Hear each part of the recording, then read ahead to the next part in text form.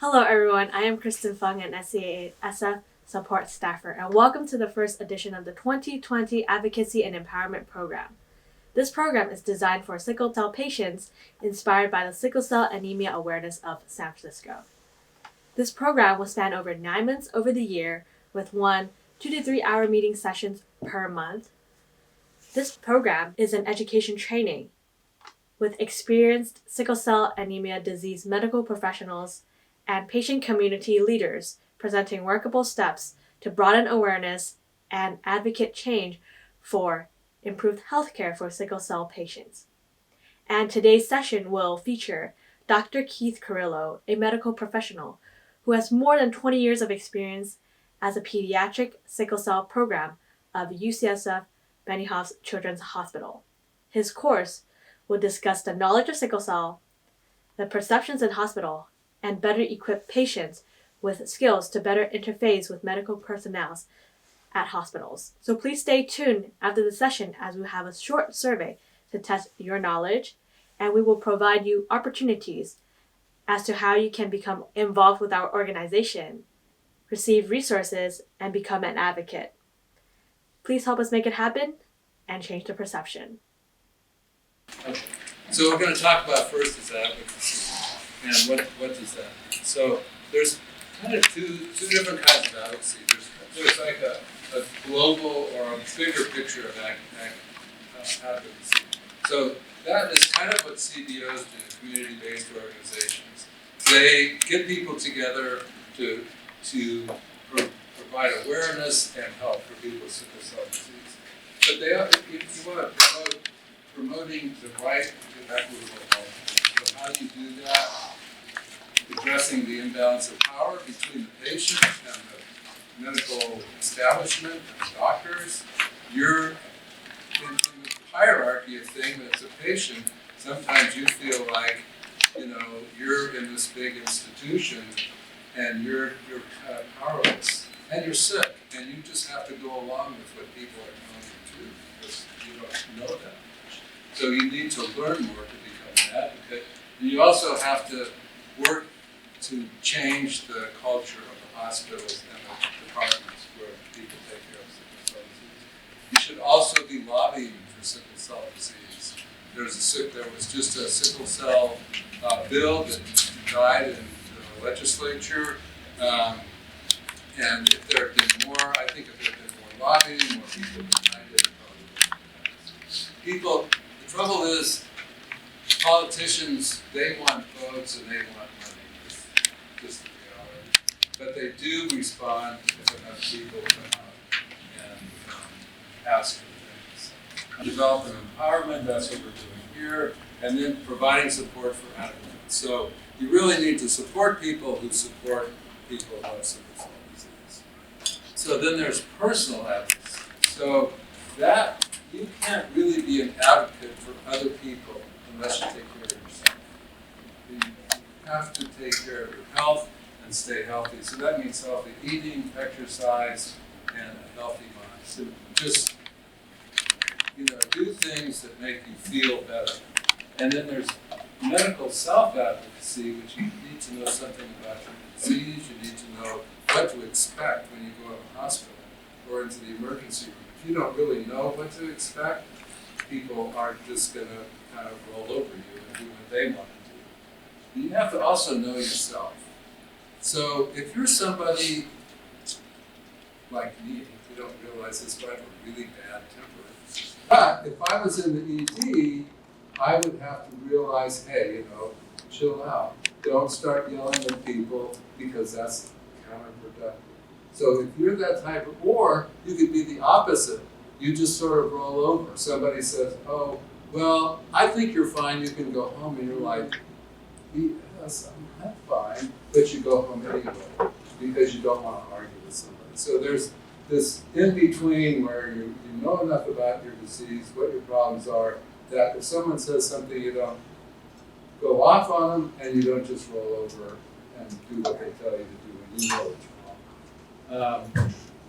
So you need to know, and then outside of the ED, you need to know what screening needs to be done, what interventions are expected. I mean, like, should I be screened for eye disease, pulmonary hypertension? Like, what should people be doing besides just coming, visiting and chit-chatting, and then they go away? And you really need advocacy. You need somebody, and Wanda's going to talk about this, but you need somebody to be your advocate when you're in the hospital or when you're too sick, generally speaking, to advocate for yourself. And that advocate needs to know something about sickle cell disease.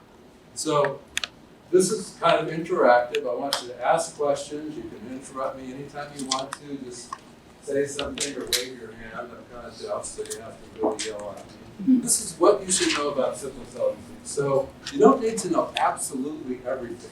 You just need to know enough. You don't need to know all the biochemistry and the details and all that. You just need to have a general outline. So we're going to talk about things that is really kind of a review for people who have sickle cell disease just because you've been living with it for your life. So this is stuff we all know about. So the problem is the hemoglobin. The hemoglobin's inside the red blood cell. And the hemoglobin is made out of 4 globin molecules. So there's 2 beta globins and there's 2 alpha globins. And the beta globin is where the mutation is. The alpha globins are normal in sickle cell. And sickle cell hemoglobin carries oxygen just like any other. And there's where the oxygen goes, and you can see that. And that's where voxelotor is, right there. So sickle cell disease is called an autosomal recessive disease. So that means it's, in the case of sickle cell, it's a 1 gene mutation that both parents have to have in order for their children to have the disease. So there's something called autosomal dominant, and that means if one parent carries the gene and the child gets it, then the child has the disease. In this case, both parents have to be carriers. And you can see with every pregnancy, 25% of children will be normal, 50% will be carriers or have sickle cell trait, and 25% will have sickle cell disease. So theoretically, you could have 4 kids and they could all have normal hemoglobin if you didn't know you had sickle cell trait, or if you did, you'd say, oh, somebody must have made a mistake, all my kids are normal. You could still eventually be sickle cell. And it's not like if you had 4 kids, one would be normal, 2 would have 2 carriers, and 1 would have sickle cell. That's not how it works. Another way to look at this is to look at it this way. And this is the easy way for you to, with a pencil and paper, figure out what are the chances of having sickle cell. So you can see bottom up there has trait, dad has trait, and there's 4 squares, so each one's 25%. So in your mind, think about what if this right here, if this was this, what if this person had sickle cell disease, had this homozygous for sickle cell? So what would that really mean in terms of the outcomes for every pregnancy? Well, if this was S, then this would be S, and this would be S. So you would have a 50% chance of having a child with every pregnancy of having a child with sickle cell trait, and a 50% chance of having a child with sickle cell disease. And if one of the parents would have AA, then all the children would have sickle cell trait, none of the children would have sickle cell disease. The physiology or the biochemistry behind sickle cell disease. So this is what sickle cell polymers are. These are polymers of hemoglobin bursting out of the sickle cell. So what happens is so the things we're going to talk about, I'll talk louder. We're going to talk about cerebral vascular disease because that's a big deal in sickle cell disease. We're going to talk about liver disease, gallbladder disease. We're going to talk about bone disease, avascular necrosis. We're going to talk about infections. We're going to talk about eye disease. We're going to talk about pulmonary and cardiac disease, kidney disease, and skin disease. So these are the things that we're going to focus on. And I think most people with sickle cell know something about all of these things. But first, let's just talk about pain. So what you need to understand as a patient is how do doctors talk about it. If you're kind of eavesdropping on doctors, you may not really, they will use a lot of terminology that you may not be familiar with. So these are some of the definitions. If you read literature or you're talking to a doctor, this is kind of the things that they talk about. So chronic pain, technically speaking, is pain that lasts for 3 months. So for instance, if you have avascular necrosis of your hip, it's going to hurt most of the time.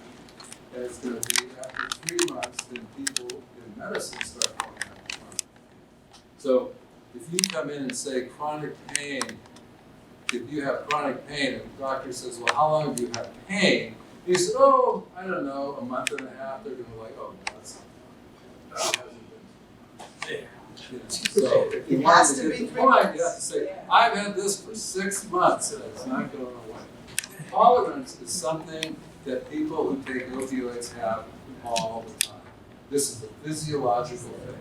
You take opioids, whether it's Tylenol, codeine, oxycontin, or morphine, Vonnet, whatever, you develop tolerance. The dose that works on Monday doesn't work 3 weeks from now or a week later. You need more in order to get the same effect.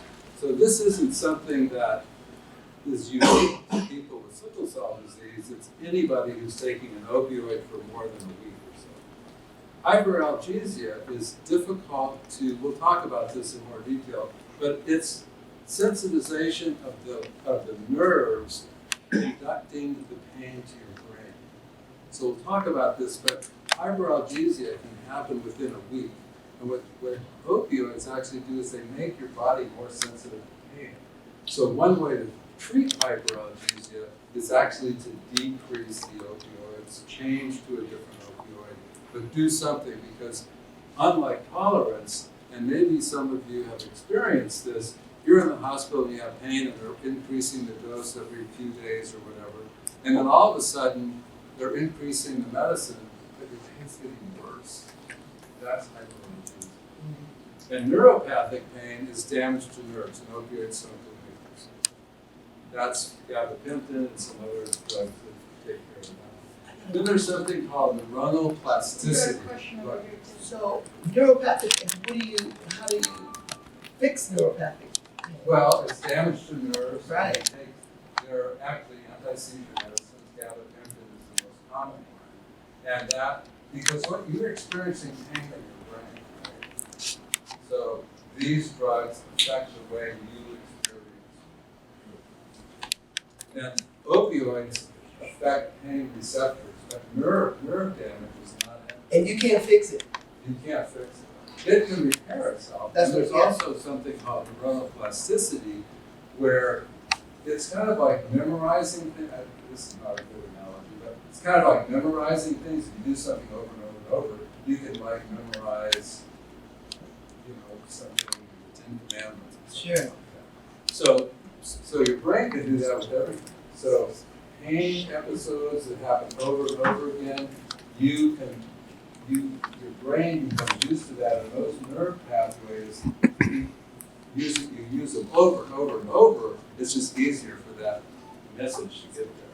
But it can happen the other way. If you do meditation, or if you do some other thing while or distraction, listening to music or making music, playing a musical instrument, while you're to distract yourself from pain, that over time will really work better and better and better, because your brain is changing. Your brain is not like a rock. It changes just like the rest of the body. Dependence, everybody who's on opioid becomes dependent on opioids. Because if you stop them, suddenly you have withdrawal. So if you go into the hospital and you've been on opioids for a week or two, and somebody says, here's 10 Tylenol codeines, call me later, that's not okay. You should have some weaning program where whatever you're taking in the hospital for a day, and then over the next week or so, you're cutting back, so you don't have withdrawal. A lot of people that I took care of thought withdrawal was another pain, because it doesn't happen for days. So 5 days after you're off, you've run out of your Tylenol codeine or whatever, and all of a sudden you feel achy, terrible, sometimes you have diarrhea, whatever, and you think you're having a pain episode, but really you're having. And a lot of people will just go like, hey, I'm fine, I don't need to take anything, and they walk out of the hospital, they don't even get their prescription. That was always my concern with my child, my son, being dependent on the drugs. But the doctors always said, no, it won't happen, you know. But when we were blessed that my son, I guess it was his mindset that he didn't need the drug after the Right. pain. Right. He wouldn't take it no more. But the doctors don't make it a fact. As a matter of fact, this is what you need to do. Right. Because I've always expressed that. Right, and dependence is normal. I mean, if you're on opioids for a week and you stop, you're going to get sick. So it's that short of a time, you can get hooked in a week's time. Push is a bad. I mean, I'm sorry. You are Okay. hooked on anything. I'm sorry. Your body has become dependent on this opioid. So how can you tell if it's just regular sickle cell pain rather than a neuropathical pain since it's on the nerve? Like how can a sickle cell patient is supposed to distinguish that? Like, does it all depends on the area and the feeling and the texture of that pain, like in a particular area? I don't have sickle cell, so I can't talk too much about the experience of pain. But what people say is nerve pain is kind of burning, it's different than achy kind of pain, right? The other thing is, if you have that kind of pain and you're taking opioids and they're not working, it may feel like sickle cell pain, but if you're taking opioids and they just don't work, then you have to think, well, maybe I should be taking another drug like gabapentin or something along with the opioids, weaning off the opioids and just staying on this drug. So it's a lot of, and the other thing is there's no imaging. You can't do an MRI or CT or some kind of test to say whether it's neuropathic pain. You just have to, you as the physician, you have to expect that that's going to happen, and as a patient, you have to realize that it could be happening. So when you go to the doctor and they're saying, well, I've given you so much, a lot of I'm done with you, but really it's because you have neuropathic pain and not sickle cell. Then there's addiction. So addiction is being hooked. So addiction is when you don't think about anything else. You don't go to work. You don't care about your family. You don't care about anything. All you think about is, where am I going to get? Because I've only got 8 pills left. And I take 4 a day. I've got to find one in 2 days. What am I going to do? And I actually have an in-law who was for 12 years. He was a serious addict. And when I talked to him, that's what he talked about. And I hear this from, and just because you have sickle cell doesn't mean you can't be addicted. But I've heard from people with sickle cell where you get panicky because you're running out of things. So he was the same way. And he would go to different doctors, EPs, whatever he could do. And he never used illicit drugs. He was able to get prescriptions for everything. So he was on serious opioids for 12 years, and he never had to go on the street to the doctor. My question is, so we're in an age where a lot of people start to become more aware of addict or addictive tendencies. Would you say that there's like a top 3 sign that people can kind of understand preliminary that shows, hey, addiction might be setting in? Well, I think, first of all, it doesn't even have to be pleasurable.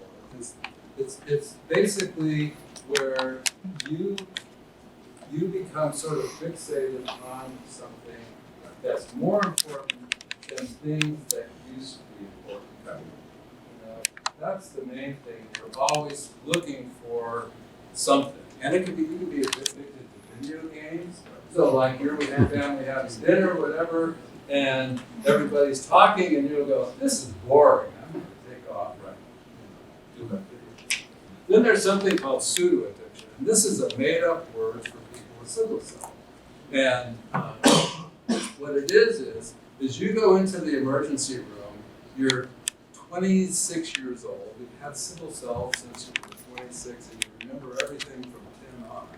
And you walk in there and you say, well, I need an IV, I need 500 cc's of normal saline, I need 4 milligrams of Dilaudid, and then in 2 hours I'm going to need 3, and then probably 3 after that.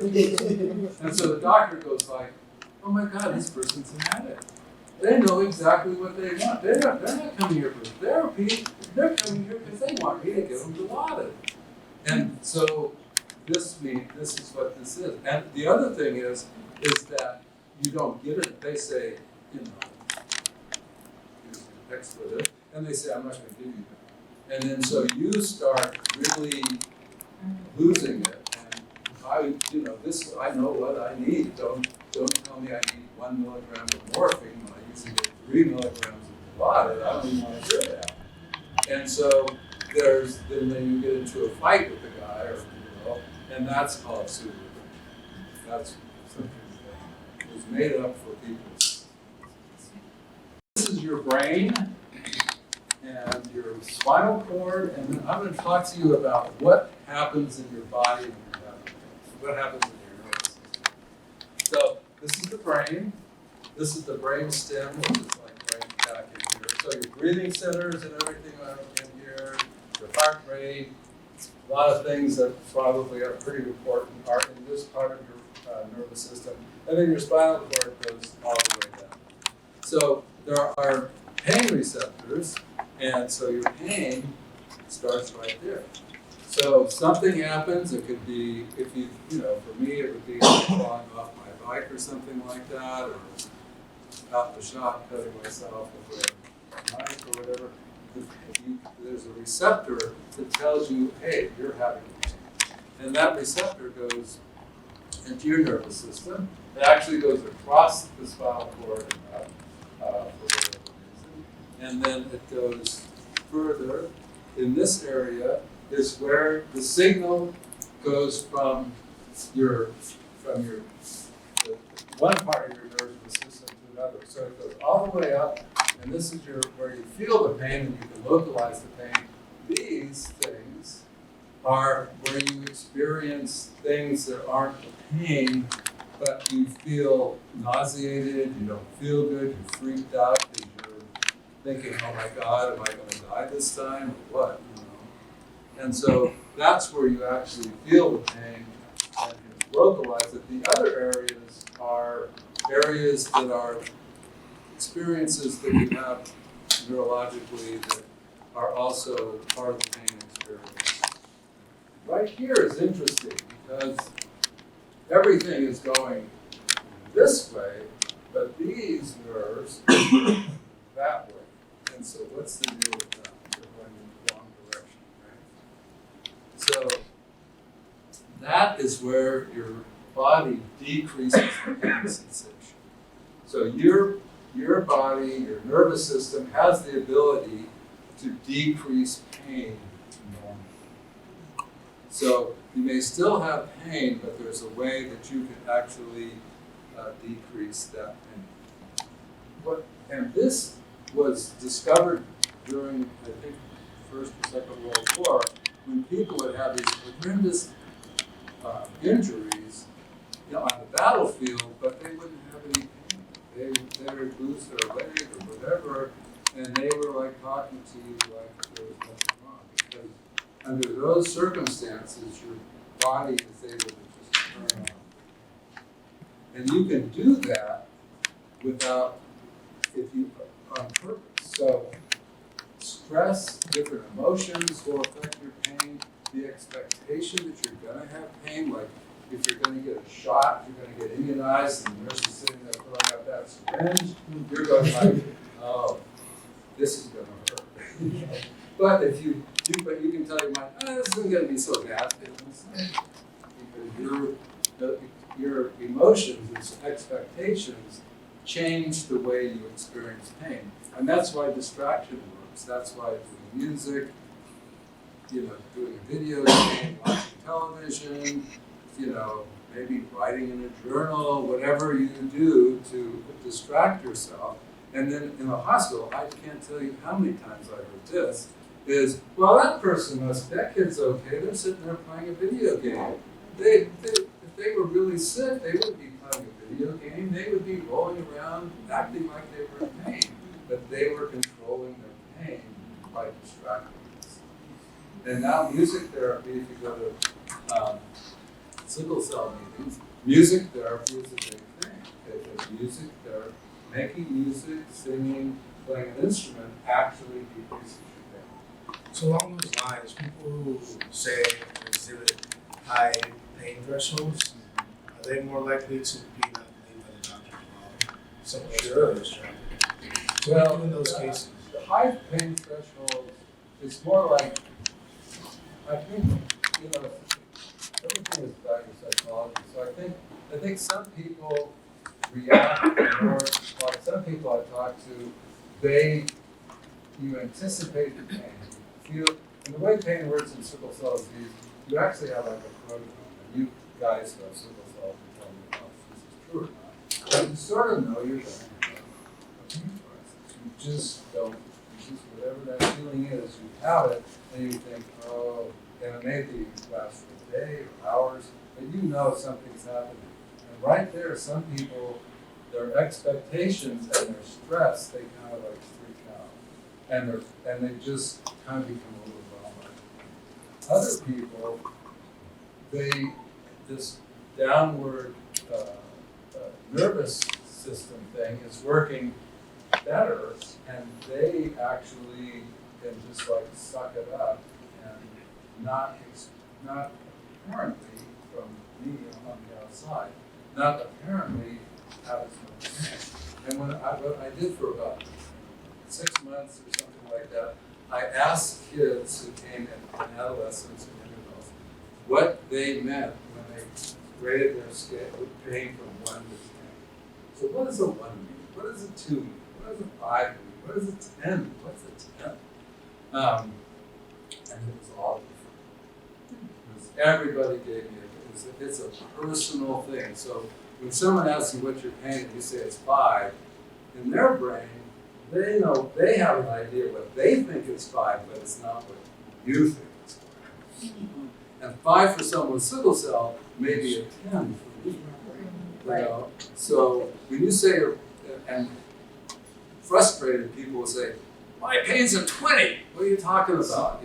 Because they realize the person who's taking care of them has really no idea what they're doing. And what's interesting about this is, and this is part of the placebo effect, but Narcan, which blocks opioids, blocks this.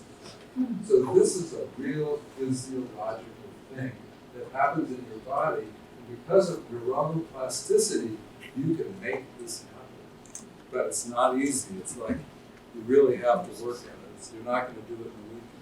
So this is what people. There's something called central sensitization, and it's what a lot of people with sickle cell disease who have they'll get the same pain in the same place over and over. It's really common.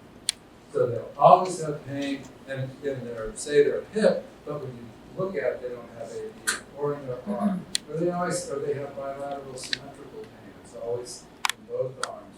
What about pains in the legs? Pain anywhere. It just seems to happen over and over again in the same place, and this could be due to central sensitization. So normally you've got this pain, something happens out here, and that nerve goes to your spinal cord, and then it goes up to your brain, and this is the lobe. This is touch. So you feel something.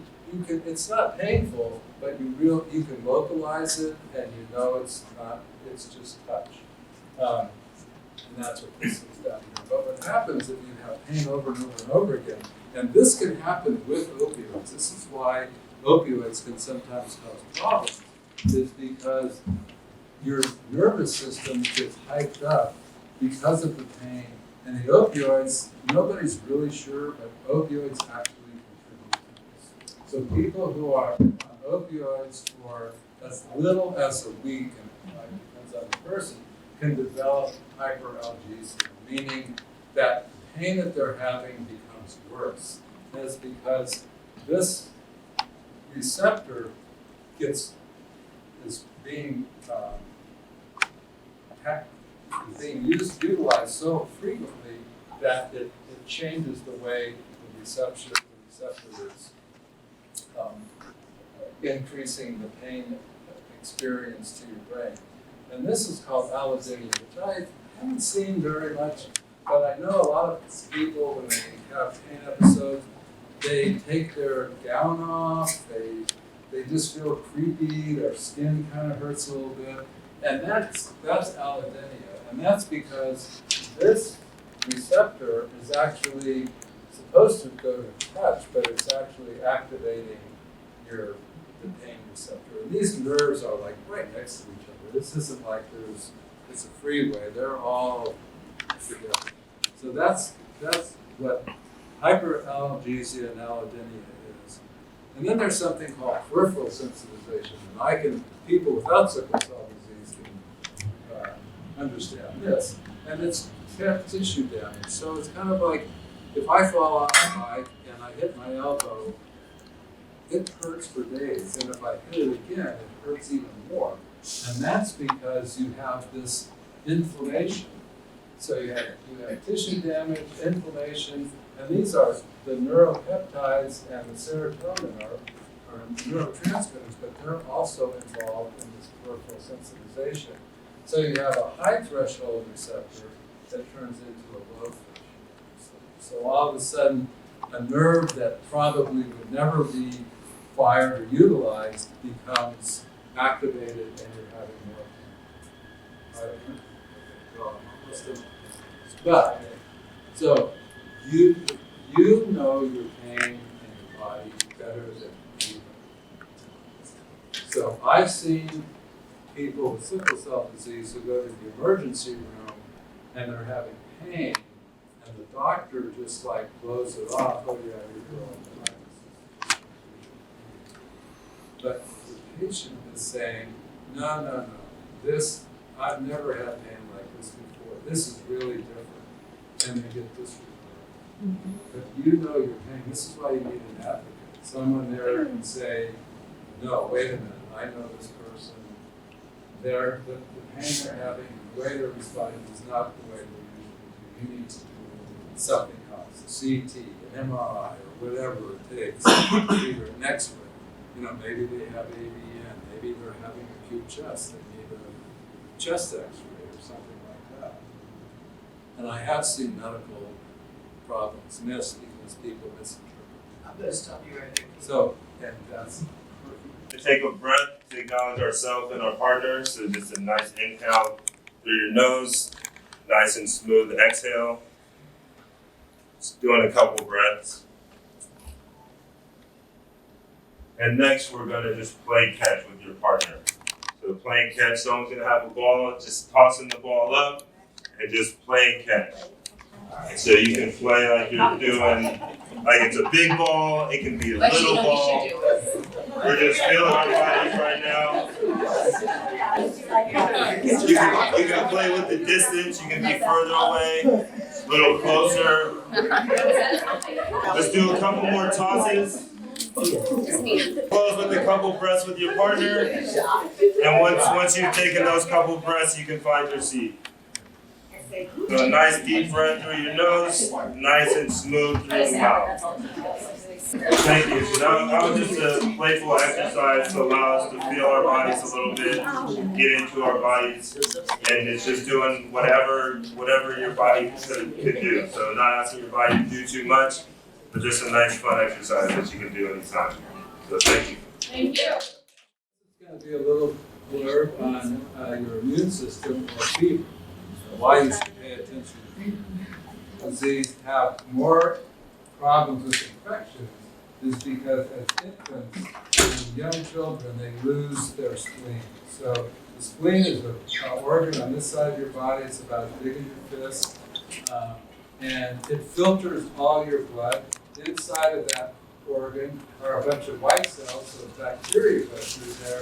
They get engulfed by your immune system and destroyed. But if you don't have a spleen, that's a huge negative for your immune system. And most people with SS or S beta 0 tau lose their splenic function when they're about 5. For sure by the time they're 5. Back in the day, before penicillin was around, before we had newborn screening,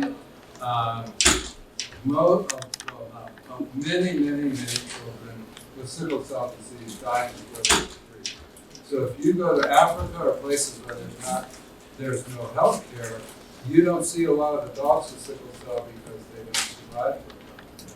In fact, back when they first discovered sickle cell disease in the West, in Chicago, they realized it affected African Americans. So some people went to Africa because they couldn't understand how it was transmitted because people with sickle cell trait, they couldn't do genetics. People with sickle cell trait were completely normal. So they had completely normal parents who had a kid with this really devastating disease. So they went to Africa to figure out whether they could see what was going on. There were no adults with sickle cell. So they thought if you had sickle cell trait, it developed into sickle cell disease. And that's fake news. Think that you can catch sickle cell disease or have sickle cell trait, eventually you won't have sickle cell. It's not true. But other types of sickle cell disease, like SC, S beta thalassemia, they don't lose their spleen function until they're adults. If you have a high level of fetal hemoglobin, you don't lose your splenic function. If you're on chronic transfusions, you don't. And if you're on hydroxyurea, you don't. So we had a patient who, at the beginning when they started in the early 90s, late 80s, when we started using hydroxyurea, we actually had a patient, an adult, had a splenic sequestration event because the hydroxyurea regenerated her spleen. And so that was reported, and it was just the beginnings of people realizing, wait a minute, hydroxyurea does a lot more. Nice. And people on transfusion will sometimes have their splenic function. So this is called A functional or splenic dystrophy, A function. So fevers are a big deal with sickle cell disease. It remains one of the leading causes of death in people with sickle cell disease. And now it's mostly adults because most children are covered with immunizations and they take penicillin. But this functional asplenia is the problem that is the root of this. But in addition, people with sickle cell disease, their immune function is not entirely normal. There's something called complement that helps your immune system fight disease, and that's not normal in people with sickle cell, and it may have something to do with this one, but nobody knows. So if you have bacteria in your bloodstream, that's called bacteremia. So a lot of women and guys just don't have that many urinary tract infections, but urinary tract infections can be life-threatening for women with sickle cell disease because bacteria can get into your blood and you have a positive blood culture, but you're not really sick. And that's called bacteremia. But those bacteria can multiply inside your body, and then that's called sepsis. And sepsis means you are sick from a bacterial infection and you get die. So there's a difference between having bacteria in your bloodstream and having sepsis. And there's no way initially to tell whether somebody is going to have bacteremia or sepsis or nothing. The only sign is that you have a fever. And 95% of the time when you have a fever, it's a cold, it's something that's nothing, right? But 5% of the time, it could be something really serious. And so people who are adults with sickle cell may blow off a fever, or worse yet, the doctor may blow it off. Oh, your temperature is only 101.5. That's not bad. Go home, take some Tylenol, I'll see you. Probably never see you again. Go home. And that happens a lot, because if you had cancer and had a temperature of 100, you'd be in the hospital. But if you have sickle cell disease, they just kind of write you off. So you need to know that if you have a fever, and the other thing is, the higher your fever is, the more likely it is that you have bacteremia. Bacteremia just means you feel really sick. So I had Clostridial bacteremia one time, which is a food poisoning, and my temperature was 104. And I actually didn't really feel that bad. I mean, I had a fever and I was still kind of like I had the flu, but it was 104. And I called up my doctor and he said, why don't you come in tomorrow? My schedule is full today. And when I went to the next day, when I was like really sick, I went to the ED and I had CT scan. But I didn't feel that sick. So before you have sepsis, when you have only a bacteremia, you won't feel great, but you're not going to feel like, oh my God, I'm going to die. So fevers are really important for everybody with sickle cell disease. And so that brings us to immunization. So for children, penicillin and immunizations are literally life-saving. So most severe infections, like I said, occurred before the age of 3 without penicillin. Penicillin decreased the rate of serious bacterial infections in children with sickle cell disease by 97%. So only 3% of the kids got into trouble when they were on penicillin. And then the pneumococcal vaccine, one of the bacteria that causes sepsis and sickle cell, is called pneumococcus. When they developed an immunization against that decreased the rate of infections even more. And for adults, being fully immunized can protect you against serious infection. If you have a pneumococcal vaccine series, the hepatitis B, meningococcal, and get your flu shot every year, you're more likely to not have serious infections. So there's also something really weird. I just threw this in here because I thought it was kind of crazy. So what's the connection between reptiles, turtles, lizards, and like you can go to the East Bay, go to the area, you can buy a snake or a turtle or something. There's an association between reptiles and infections in people with sickle cell disease, and it's called salmonella. So all reptiles are covered with this salmonella bacteria. So it's really unusual in people who don't have sickle cell disease are bone infections with salmonella, but that's much more common in people with sickle cell disease. Salmonella is also called typhoid fever. So salmonella typhus is typhoid fever. So it can cause GI, stomach, bone, and septic infections in people with sickle cell disease. And this does have something to do with this little immune deficiency that people with sickle cell disease. But still, the most common infections are pneumococcal, Haemophilus, influenza, and meningococcal infections. And interestingly, these are all immunizable. There's vaccines against every single one of those. The pneumococcal vaccine, the Haemophilus vaccine, those kids get that when they're before they're 5. The meningococcal vaccine, usually you get that if you're going to be in it. They may do it out in the military. It's usually like transmitted, spinal meningitis. And influenza is, everybody should get a flu shot. Anybody have questions about that? Yeah. So,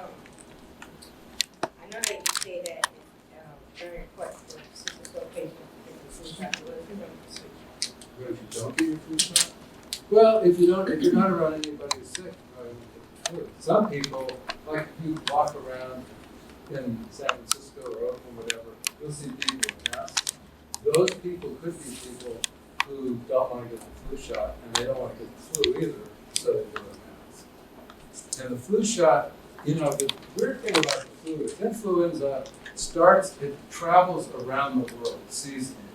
So the immunization we get for the flu in October was actually the flu that was in China months before that. So the flu mutated, and it's a weird disease too because it's immunized every year. Once you have a pneumococcal vaccine or an injury, you're done. You are immunized for life. But if you get flu, you have to get immunized every year because it mutates. So the flu that's in China that you get immunized against, by the time it gets here, it could have mutated, and that's why the flu shot isn't always as good as it should be. I want to go back to sickle cell patients and having their spleen removed. Yeah. If the spleen is to fight off infection, Right. and someone with sickle cell doesn't Right. have a spleen, and they become ill, the only way that you're able to figure out if something is going on is the indication of their temperature. That's it. That's it. That's it. That's it. That's Well, it. if you go to the doctor and they do a blood count and blood cultures and all that, but before they do that, you could have nothing, you're developing a cold, but you could have bacteria in your blood. And so why is the reason that spleen removal is so common in sickle cell patients? I never understood that. That's really a good question because I don't really understand. What? So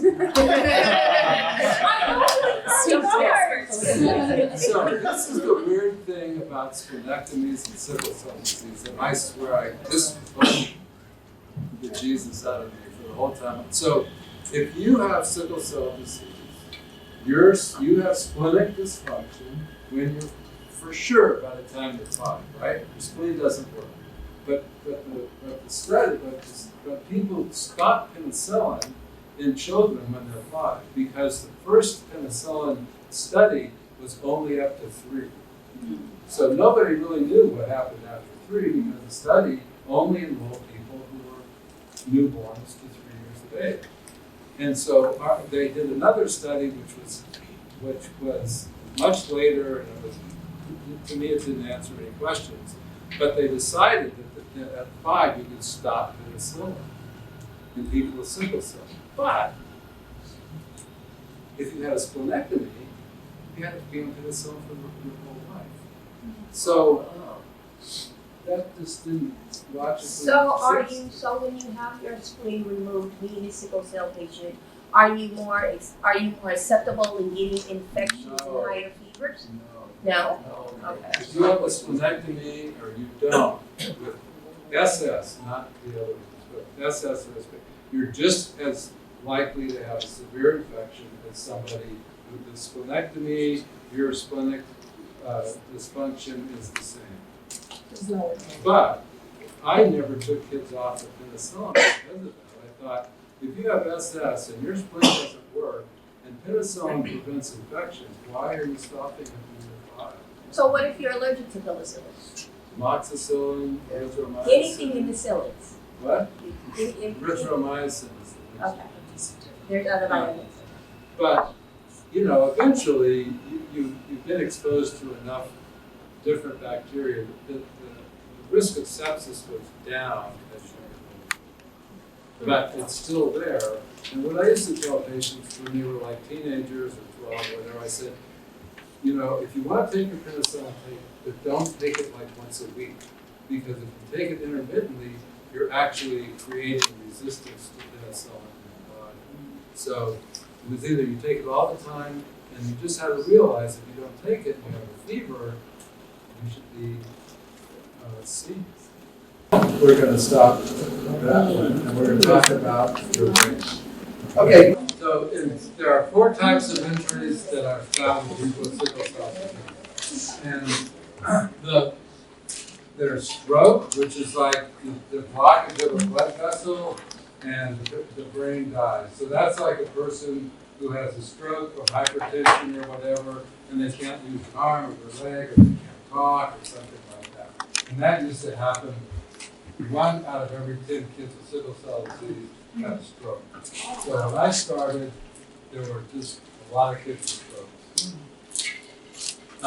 And then you can have something called the silent infarct. So your brain's really big. People really don't know too much about the brain and how it works.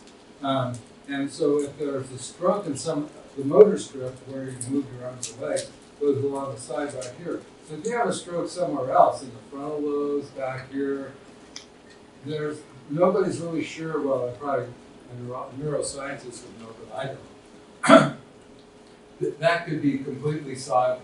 So it could be if you have a frontal lobe stroke, maybe your judgment isn't as good as it was before the stroke, because that's where judgment is.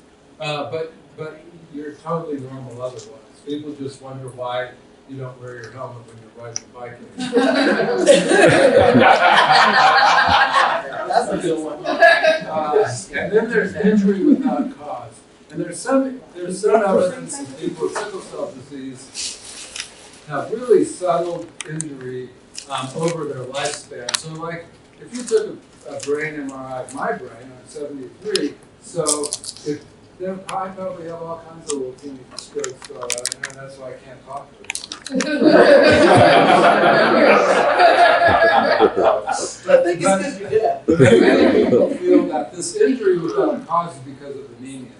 Because people with SS, S-beta-0 thal, they have really low hemoglobin. I mean, some people have a hemoglobin 5 or 6 all the time. And that just, you're not delivering oxygen to your brain. Got a hemoglobin that low. So those are people actually really inspired.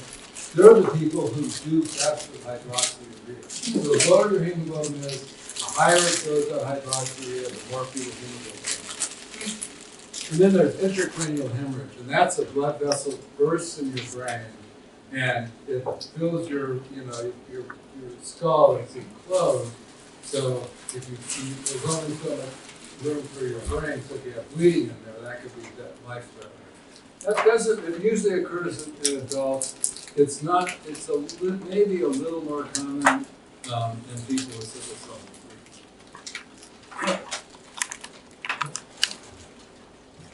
So let me just go back. So this is what happens when you in sickle cell disease, and this is why people who have any evidence of stroke should be on chronic transfusions or even a bone marrow transplant. So, and this goes on in all the vessels in your body, but for some reason it's more accentuated in your brain. And I'm not sure anybody knows that. But basically, you've got the hemolysis. These are the little hemoglobin molecules that affect the endothelium. You can see as this narrows, this part gets bigger because you're damaging the walls of the vessel. You've got everything sticking. So this is, people call this 1, 2, 3. And then eventually, the vessel gets so narrow that it clots off. And this can happen in a big vessel, like a middle cerebral artery that supplies the whole side of the brain, or it can happen in teeny tiny little vessels. Is there any type of time where a patient can have like something wrong with their brain, like maybe migraines or headache? Sure. So there's two. So well, if you have migraines or headaches, migraines are associated with silent infarct. But so the only way to know what's going on is to have MRIs. And there's two things. I think the next slide. Let's see. So in 1995, they did this. People were obviously really concerned with kids between the ages of 5 and 10 starts that were having strokes. So anything that you could do to prevent those strokes, because these kids, even if they weren't paralyzed, they had really severe cognitive problems. They were just a totally different person. And so in 1995, a neurologist actually on the East Coast realized that if you took ultrasound, like when they look in your stomach with ultrasound, little babies, young kids, their skull is so thin that you could actually see the blood flow in the brain. And so he did a series of studies to show that it's just like if you are watering your lawn or whatever, and you step on the hose, as you squash that hose, the water going through that narrowed area increases in velocity. The water has to go faster because there's a lot on one side and a lot on the other side. So in that area that's being damaged or being squashed, the blood flow or the water goes really fast. And that's what happens in the brain. As that narrowing that I showed you happens, the blood flow going through that vessel as it narrows, it goes faster and faster and faster.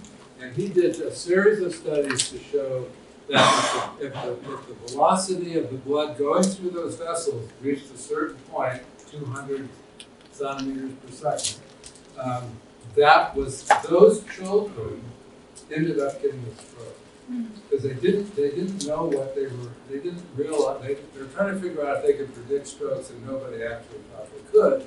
But in the first study, they showed that children at high velocities had strokes. So they decided to do what's called a STOP study, and they used ultrasound, and they had 60 kids who were getting the TCD and got put on transfusions, chronic transfusions. Every single month they got a transfusion to keep their hemoglobin S very, very low. And the other group they didn't do, they just followed it and see what happened. The study was funded for about somewhere between 3 and 5 years, but at 18 months, so many kids had strokes. And the non-transfusion group, they stopped the study and everybody got put on transfusion. And I think there was 60-something patients. I think it was 5 kids that had strokes. Anyway, so once they started doing this, you prevented strokes in children with sickle cell disease. And it doesn't work in adults, but it seems that if you prevent the strokes in children and do some kind of therapy, like urea, chronic transfusions, bone marrow transplant, that you don't have a stroke. So what they've done now is that about a year ago, a couple years ago, they realized that some people who have this are on chronic transfusions are getting iron overload, there's problems with transfusions, so they switched some of those kids over to hydroxyurea if they met criteria, and those kids got taken off of blood transfusions but on hydroxyurea, and they didn't have strokes. How common is it for sickle cell patients to get aneurysms? What? Aneurysms? Oh, the aneurysms? Well, all the stuff I've been telling you about with hemolysis and stuff, it damages the vessel wall.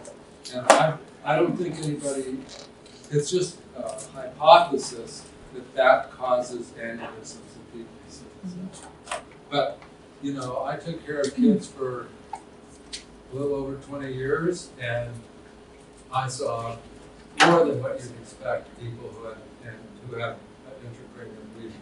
Sometimes it happens without an aneurysm, it's just bleeding. Anyway, so another study they did was using MRIs to look at silent endpoints. So those, nobody would know you had them unless you did an MRI. And Michael Devon, who's a hematologist at Vanderbilt, he did a study where they looked at kids with silent, they did MRIs on the kids. They found the kids that had silent infarcts, and they treated them either with blood transfusions or not blood transfusions. And it wasn't as dramatic as stroke, but there were fewer strokes and fewer new lesions because of blood transfusions. But because transfusion is kind of a pretty invasive thing, it never really took off. And what people do now probably start to think about it. And what somebody at UC published, who worked over with us, published a study to show that by decreasing strokes in people with sickle cell disease in California, we actually statewide reduced the incidence of stroke in children by 10%. Wow. Now that's how That's many huge. kids will have That's huge. Wow. Huge. It's huge. Someone has a question? So, you're saying that MRI, you can see like getting brain ready the part. So, Right. what if someone feels the patient is because they do this MRI? Well, CT scan, so MRI, Can they still see it? no. So a CT scan will pick up blood, so if you have an X-ray. So for instance, if a kid comes in and they look like they've had a stroke, you can do a CT scan in 10 minutes, it's just like that. But an MRI scan takes hours, and you have to be in that tube, and you'd have to sedate the kid, it's a big deal. So what I would do would be that I would immediately get a CT scan. If the kid did not have an intracranial bleed, which you could pick up on a CT, then I would just start him on transfusions and would figure out when to do the rest of the studies later on. But so the CT sees blood and bone, and they can tell if there's swelling and stuff like that. Major big things. But if you're looking for silent infarcts, narrowed vessels, all that kind, it has to be an MRI. And so the CT is really a screening tool. Someone comes in with a really severe headache, because headache is the sign of having an intracranial hemorrhage. Somebody who says, this is the worst headache I've ever had in my life, they get a CT scan, because that could be an intracranial hemorrhage. And the longer you wait, the more blood gets out, and the person will herniate. Their skull will fill with so much with blood, it pushes the brain down into your spinal cord, through this little, and that kills you. I noticed that some hospitals don't check for that. Go. Like, if a patient comes into the hospital complaining about really bad headaches, you know, I mean, because I recently had a really bad headache and I was concerned that what looked like my head. And I went to Outbreak Hospital. They did nothing for me. But when I got out and I went to the Sensitization in general, they instantly took me back in. You know what I'm saying? That some hospitals, they don't even look for that. They don't even know how to go about treating it. Or it's like, Right, so that's why you have to be your own advocate. So now you know. So if you come in with a really bad headache, the worst one you've ever had, and they say go home and take whatever, you can say, I'm worried about an intracranial hemorrhage. Once you say that word, and it's in the chart, they're going to do CT. You can't just say bleed in the brain, right? What? You can just say, I feel like Yeah, but you're having bleeding. But if you say intracranial hemorrhage, then they know you know what you're talking about. So you gotta remember that. You gotta remember intracranial. So what's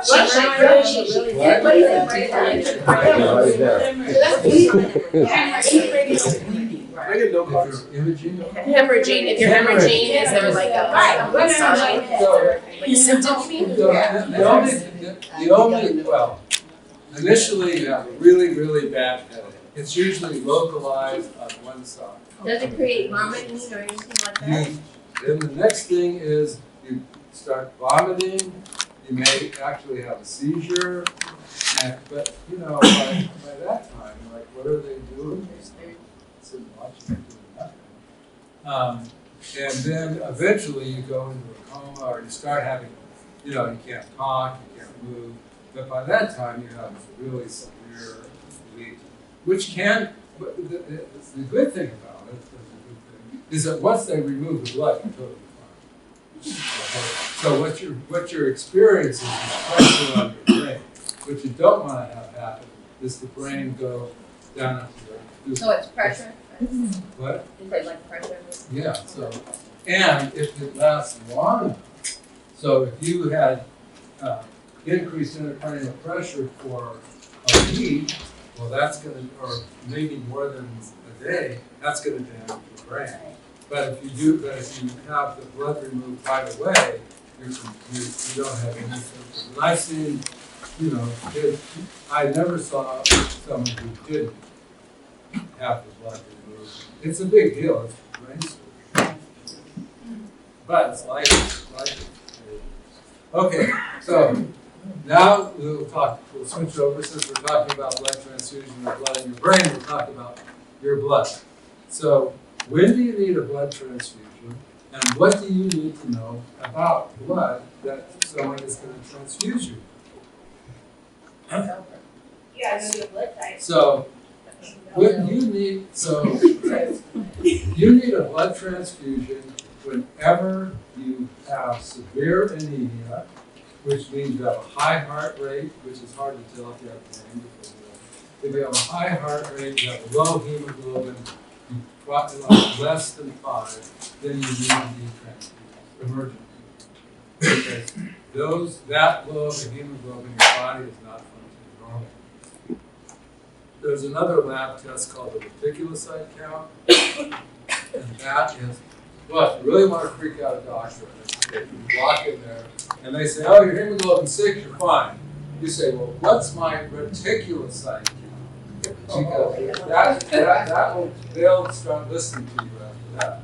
Because reticulocytes are the baby red blood cells. So if your hemoglobin is 6, even if you always have a hemoglobin of 6, your reticulocyte count should be like 30%, 20%, really high. Normal's like 1%. So if someone tells you, your hemoglobin's 5, you're fine, and you say, what's my reticulocyte count? And they say, oh, it's like 10%. That's not fine. So you need to know something about that because there's something called parvovirus, which infects the red cell, infects your bone marrow and stops production of red blood cells. So then you have a hemoglobin of 5 and 0 reticulocytes, which means if you go home, you're in deep trouble. Because you need it, even if your hemoglobin is sick, you still need a transfusion because people with sickle cell, the red blood cells last 2 weeks rather than 3 months. So your hemoglobin could go from 5 to 2 overnight. Does that percentage, does it go high? That's what? Can it go high, like the reticulocytes? Oh yeah, reticulocytes, yeah. So if they give you a percentage, that's what that is? Right. Okay. Because So there's been times where my husband's like, oh, yeah. they said my body was 80%, and I'm like, well, I don't know, what does that mean? So anything over 10%. So most people with sickle cell disease, their hemoglobin's 6 and their reticulocyte count is 20%. Something like that. But if it was lower, or it wasn't as high, like 30% if you're dropping your hemoglobin, that's an issue. So your that's routine one always reason. have to stay higher than your hemoglobin. Yeah, so it has to be high. And you just ask them, if you ask them what your reticulocyte count is, then they know you know something about what's going on in your body. So Delicia had mentioned something about her hearing from her husband that his reticulocyte was like 80%. Is that possible? Sure. Yeah. Okay. Where are you at in that situation? Just like is it Very like severe? anemic. It's like severe. You're very anemic, and your bone marrow is really turned on. The other thing is when your people with sickle cell disease have a very high white count. Right. Because when you're anemic, everything gets turned on. Platelet count goes up, white count goes up, everything goes up. So I had a kid, this is a little aside, who went into the ED. She had a very low hemoglobin, she had a high reticulocyte count, and white count, usually it should be like 6, and hers was 28. But it was always 28 because she was anemic all the time. And so they gave her ceftriaxone, which is an antibiotic. She was allergic and ended up in the ICU just because, and she didn't have a fever. They just thought, oh, your white count's high, we've got to give you antibiotics. There was no indication of that. Anyway, so you should know whether or not, who here has been transfused? What is it? Who here has been transfused? Who got a blood transfusion? Never had a blood transfusion?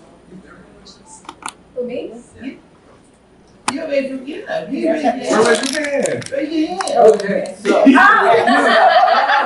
blood transfusions, then you need to know whether you have red blood cell antibodies. Yeah, she also here. You should know what they are, and you should carry a little card that says, I have anti-C antibody. Because if you go to where she went, to whatever hospital, out the base, and you're anemic and they just give you a blood transfusion, you could have severe life-threatening hemolysis. How do I get a card? Who has to order what blood work to make sure everything's? You could write it down yourself, but I would have your regular doctor should write, everybody with sickle cell should have a pain plan, something like, with a doctor's signature that says, yeah, I always give this person 3 milligrams of blood when they come in. I always give them 2 in 30 minutes, and if it's not better, I give them 2 and 30 minutes later. And on that, there should be your red cell phenotype. What antibodies? So this picture here has these are the major red cell antibodies. So there's something called RH, like your RH negative and positive, but there's actually RHD, but also C and E. There's something called Duffy, Kell, everybody knows about ABO, and other antibodies that you can have as an African American, not just a sickle cell patient, that are different than the donors. And in fact, African Americans have the most complicated HLA types, which are what they use, it's part of your immune system, and it's what they use for a stem cell transplant, but they also have the most complicated red blood cell antigens. So there's something called, there's a C antigen that 16% of people with sickle cell, who are African Americans have, that doesn't occur outside of African Americans. So what, Elon, we had a question about in terms of the card, or just a notice. Would you suggest basically everybody in the process should go to their doctors? Yeah. And hey, look, I just need this notice that advises the person I'm talking to that this is available for me. And the other thing is, if you always get say you're at UCSF or Advocacy or whatever, the last place you got a blood transfusion, if you said, I got a transfusion of Advocacy 3 months ago, or a year ago, they could call up the blood bank and they have on record what your red cell antigens are. But you should really talk to your doctor about it, because some of them are more serious to have than others. And you need to know that, because somebody will kill you with the blood. So how, since we're like the most difficult of cultural blood to match, what do they do? Come like to the closest of our own genetic? Right, they should as close as possible, right? You should be phenotypically matched. Perfect. Perfect. That's what you think. That's tough. But because we're a lot of African Americans, it's gonna make it really hard for us to get blood. And that's why it takes them a week to find our blood. Well, I can tell you something. In Philadelphia, they had a program where they only used, go ahead. So how come, is it just people of African descent, or is it just African American? Oh, it's people of African descent. So how come, why are we? Well, because the entire, all human beings started in Africa. Sure. So if you're African, then you are one of the founding people of the entire human race. No, seriously. And over those millions of years, you've had more mutations than other people. So if you're from, North Europe, you're just like, you're kind of a baby. You just don't really have a lot of complicated stuff. But so what they did was they had a program where they only used African Americans for the blood donors, and they only gave the blood to people with sickle cell. So usually, maybe in a year or 2 or 3, maybe 10% of people, 1 out of 10, will develop a red cell antibody.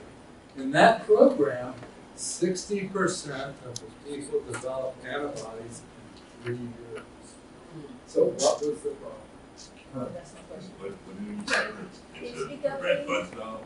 That's different in toxic behavior. What is different? The antigens on the outside. So I guess you were leading into what my question was like, how do the antibodies develop in the first place? Like where does the problem come in? Right, so for instance, if you, well, first of all, so the deal is, the people who were the donors, the African American donors, were just as complex as the recipients who had sickle cell. So some of these red cell antigens don't show up on screenings because they're so rare. Okay, and the way you develop an antibody is suppose you do not have this antigen, so you don't have the Duffy. Okay, what happens is if you got this red blood cell transfusion with the Duffy on it and have that antigen, and all these antigens are proteins and they do something. They're not just random stuff. Right. So your body would make anti-Duffy antibodies because that's a foreign protein to your body. Wow. And it just turns out that Duffy is an antigen that goes away in about 2 weeks. 2 weeks. 2 weeks. So that means if you got a transfusion a month after you made the antigen, or the antibody, it might not be picked up by the blood bank. And they will give you another Duffy positive transfusion, and then you'd have a severe transfusion. I'm gonna give you a very specific scenario. Tell me what the hell happened. So, as simple as possible, I received a transfusion in August of 2015. It's the first and only transfusion I've ever received. Life-saving, right? And then I had a baby in December of 2018 and had to have an emergency C-section. They called the blood bank and it took 2 hours for them to find the appropriate blood because of the antibodies. What happened? Well, so what the blood banks? So the blood bank of a hospital has blood to just transfuse for trauma, surgery, Right. whatever. But well, I don't know what's called Valiant now. Used to be Blood Centers Pacific or whatever. So they actually do this. They phenotypically, they have donors who they know are negative for Duffy and they're negative for Kel. So if you have a Duffy antibody and a Kel antibody, they have those units sitting in the blood bank. Some of the times they freeze them because they're so rare. So they have to, so if you're at Altabase, then they have to call to the Red Cross or Irwin or whatever, and they have to tell them, I have a patient who's C, E, and Kel negative. And so then they have to look through their inventory and find out whether they have a C, E, Kel negative unit. And if they don't, then they look in their frozen inventory. Then they have to thaw it out. So it could be like 5 hours before. Or if you don't get phenotypically matched blood, so what if you never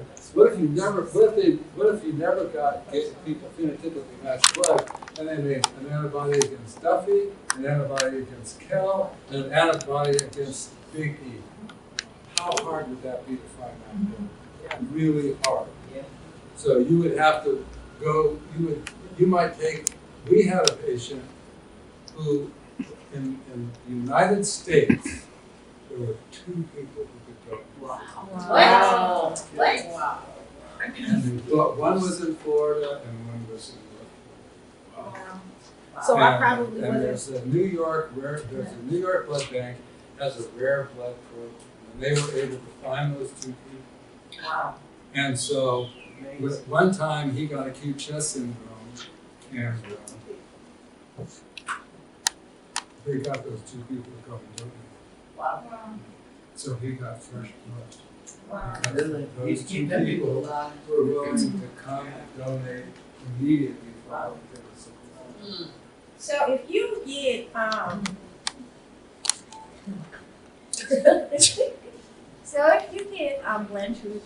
blood transfusions Yeah. a lot, Yeah. and I know that your DNA changes because you're getting everything that the donor gives you, right? And just you don't. Okay, okay, because I just read something on this that how it changes something with your DNA. Not well. Okay, let me. No, but that's it's like if you get the blood of a donor, right? Yeah. And you've been getting blood transfusions over a long period of time, and you commit a crime and they do a swab test, right? Oh. And it's so doesn't But that? they're testing for the But doesn't that change your own? No. So when you get a blood transfusion, you get both. Well, the packed red blood cells, but that still contains like 5 million white blood cells, right? Right. So if somebody wanted to do your genotype, look at your genes, what if half of you got 3 units of blood, so you got 3 different white blood cells running around, plus your own, and so if someone went to do a DNA test, it's conceivable that they would be testing the donor's white blood cells, not yours. Right. So Right, why? but they go away. Oh, really? Oh yeah. So that goes away each and every time. Right, but every time if you get a blood transfusion every month, then basically you got So weird basically, DNA all the everybody time. knew. So It doesn't change get your lost DNA. eventually. It changes your DNA test, not your DNA. So anyway, so you need to know what your red cell antibodies, and most people don't have a lot of them. So you could just say, well, I'm C and E. I know I have antibodies to C and E. And then they'd say, well, where was your last transfusion? And then they can confirm. But they wouldn't just randomly pull a bag off the blood bank shelf and give it to you if you said, hey, I've got antibodies. They wouldn't do that. Have you read a person with sickle cell that has RH screening? That's already correct. Yeah. Yeah. What's the RH rarest negative. blood type? That's a very rare blood. So ABO, RH, they're a little they're different depending on your ethnic background, but they're not wildly different, and everybody knows what they are. The other thing you should do is you should know whether you're ABO, are you O positive or negative, are you AB, are you A, what is your blood, are you B, what is your blood type? And this is why. Because one day I was in the day hospital in Children's Hospital, and there were 3 people and they were all getting blood transfusions, and the nurse came over and hooked everybody up because they were all chit-chatting, and they were talking to her too. But one of the persons who was getting the blood transfusion, who was really paranoid, she looked up and she goes, "That's not my blood type." The nurse had put the wrong IV, so 2 people were getting. And the thing is, she did it that fast, so the blood never got into her. So if you know you're A negative or B negative, just look up at the bag and say, okay, that looks all right to me. And that your bag should say phenotypically matched. Okay. And you should know whether your blood cell, if you need anything like wash blood cells or some other thing. Oh my God. Yeah. Wow. 123. But I just have one more question. What? Why do they give you so many cocktails with that? Like, when you get a blood transfusion, Oh. why are they recommending so many cocktails along with that? Well, because when you get, it's really interesting that you can get a blood transfusion. It's like getting a transplant of a kidney. Lung, it's somebody else's body, they're putting into your body. but most of the time nothing happens.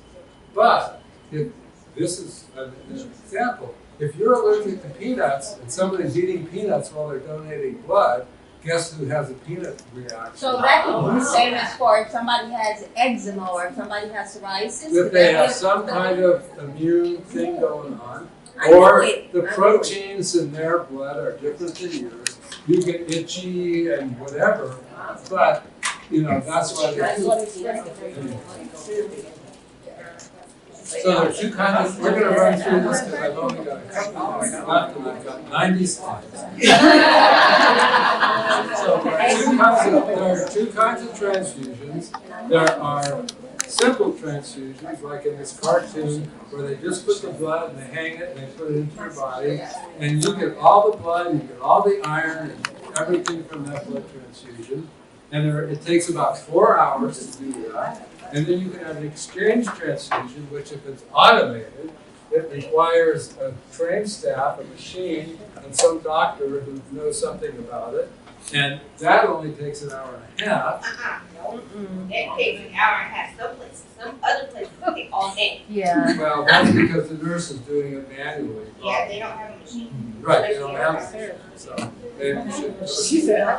But you can also get a red cell exchange from the machine. And this is 5-year-old little girl. So this is her first exchange transfusion. And she actually still is. She's like a dancer and all this. She's about 18 months. But she was such a ham, she wanted me to take her picture. She was smiling. This is her mom over here thinking she's being kind of a goofy little kid. So this is where the blood is being taken out of her, and this is where the blood is being put back into her. So you're taking out as much blood as you're putting in. So you're not getting extra iron. And that's important because iron turns into rust. Iron is an oxidizing element. And every time you get a blood transfusion, if it's a simple blood transfusion, you're getting a ton of iron. And then you have to take a drug to get rid of it.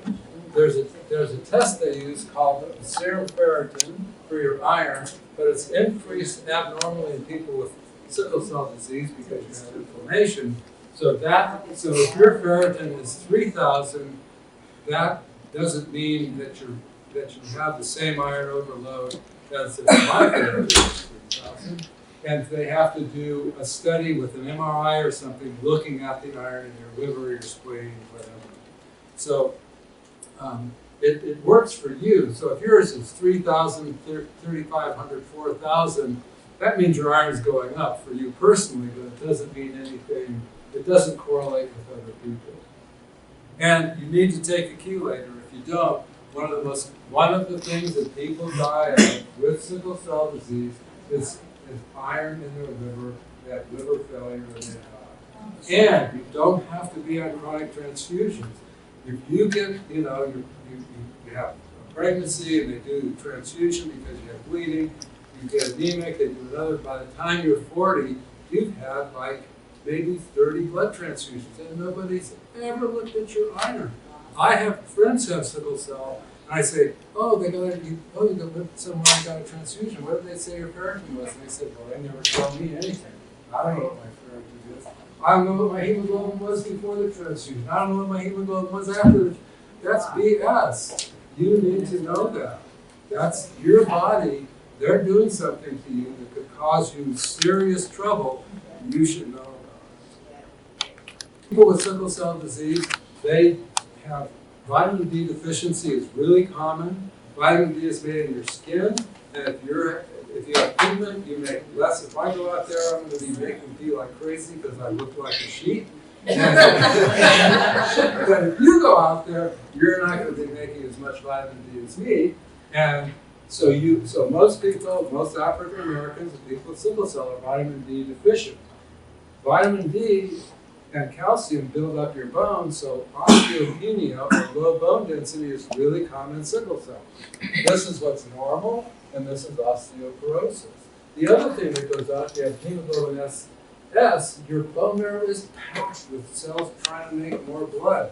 So there's no room for the bone. So you have to exercise, exercise, like just walking back and forth here, puts stress on your bones and you build up more bones. Calcium and vitamin D supplement can increase your bone density if you're low on vitamin D. Keith, if you just have anemia, do you have low bone density? If you not sickle cell, but if you have anemia, If you have anemia with a high reticulocyte, because that means that your bone marrow is really packed trying to keep up with your. But if you have sickle cell trait or something and you have anemia, that's.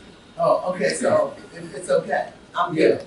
So your bones have a blood supply, and that's why you have bone pain when you have sickle cell disease.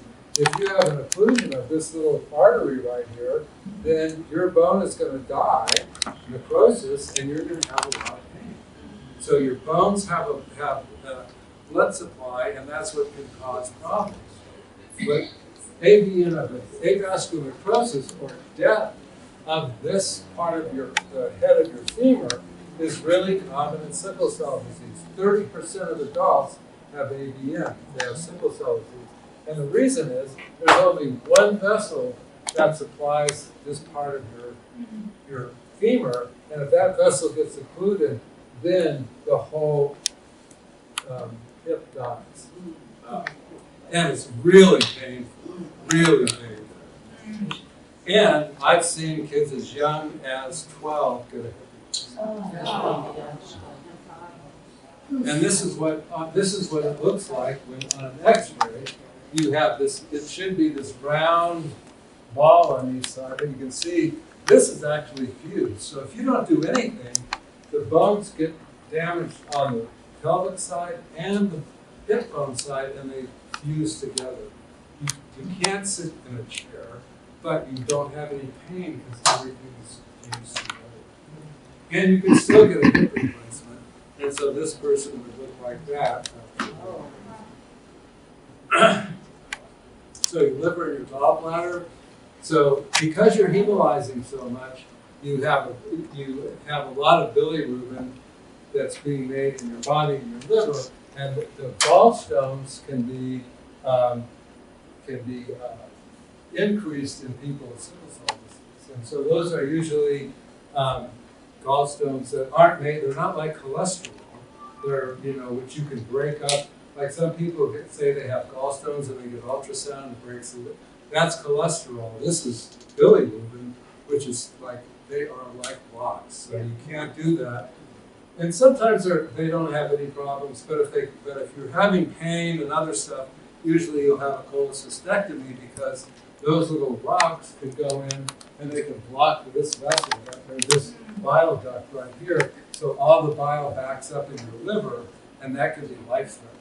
It also can go down here, and it can cause pancreatitis because it's blocking your pancreas. So if you have a lot of pain, if your bilirubin is really high, then you could benefit, probably would benefit from a gallbladder removal. That's why they remove them? Yeah. Because they're afraid of the stones? That's why they remove the gallbladder? They remove it if you have stones and you have symptoms.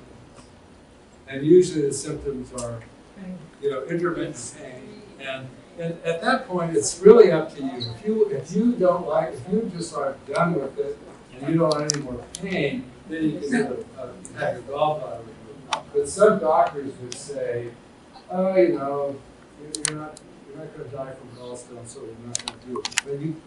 But most people would probably. Yeah, that bilirubin backs up. That's a bad thing. Yeah. That's So liver disease is really common in sickle cell, but mostly because of iron. So iron can cause severe liver disease. It can cause heart failure, cause pancreas problems. So if you're chronically transfused, you need to know what your ferritin is. If you've had 10 transfusions, then your ferritin is elevated. So you need to know what it is, and maybe you should be on iron chelators. Hepatitis, you need to immunize, especially if you're getting blood transfusions, you don't want to get hepatitis B. And then there's other liver injury that is really more common in people with sickle cell disease. One of this is acute cholestasis, meaning that gallstone blocks the bile duct, it starts backing up in your liver, and it kills your liver, and eventually, if you don't get a liver transplant, you. You can also, people, for some reason, people with sickle cell disease, and women with sickle cell, more commonly have autoimmune diseases. They have like rheumatoid arthritis, SLE, and other problems, and they can also have immune hepatitis. So there are... Sjogren's? What? Have you seen sickle cell disease, women with sickle cell disease and Sjogren's specifically? Yeah. We don't ask the doctor that and he told me no. Well, because if you're not a sickle cell doctor, you don't see a lot of patients, you don't know. Or you don't read the literature. I was just And then drugs like Tylenol. So if you take Tylenol with codeine or you take Tylenol a lot, the Tylenol is liver toxic. So if you take 3 grams of acetaminophen, or I guess depending on your size, between 3 and 6 grams of Tylenol, which 650 milligrams is 2, so 3 would be like 18 or something. So if you took a bunch of Tylenol, say 10 tablets or 12, it would kill your liver. I saw a teenager who, as a gesture to commit suicide, took a bunch of Tylenol, and she did die a month later from the liver failure because they couldn't do transplants. That was back in the day when I was in ICU. So your eyes can have problems. So retinopathy is something that happens mostly in SC. You don't know what's happening. You have to be checked every single year to make sure you don't have retinopathy. And I used to start with kids who were 10, and I saw the youngest kid I ever saw retinopathy in was 12. And so there could be, if you have serious retinopathy, you could have like a visual cut, like all of a sudden you realize, if I hold my hand out here, I can't see it. Well, I can see it, but if you couldn't see your own hand like that, you have already serious eye disease from retinopathy. You have a lot of little floaters, like everybody has these little floaters, but if you start seeing black ones that were like, every time you looked out the window, there was a big black dot right there, that's eye disease. But that's advanced eye disease. You don't want to get there. And so what happens is your blood vessels, you have infarcts in your retina, that part of your eye, and so the vessels want to get oxygen to that area where there's no oxygen. So they come off the back of your eyeball and they try to go back down to get to that area. But while they're floating around like that, they can bleed. And so this is called C-fin. So these are vessels that are floating around inside your eye. If they bleed, what happens when you have a blood clot? It contracts. It pulls the back of your eye, the retina back of your eyeball, and that can cause blindness. And so it's really important that you check annually. So looking at this picture, I met a lady 3 days ago, and she had something like red all over her eyes, and I was like, what happened to you? And she told me, oh, the doctor said there's a blood vessel that blown out, and that she said she could read, she could see everything. Right. So Because if you think about the cornea of your eye lens is like a magnifying glass, and it focuses on the back of your eye. So if you take a magnifying glass and put it up to the sun, you can burn a hole in the floor because it focuses the light. The same thing happens in your eye. So there's one area called the fovea, and that's where you see. So the rest of your eye is just there to support that one little spot. The other thing is these C-fans, you can, and this is where it is. So this is the optic nerve that's coming out right here with all the vessels. The fovea is right there. And you can see this is way over here somewhere.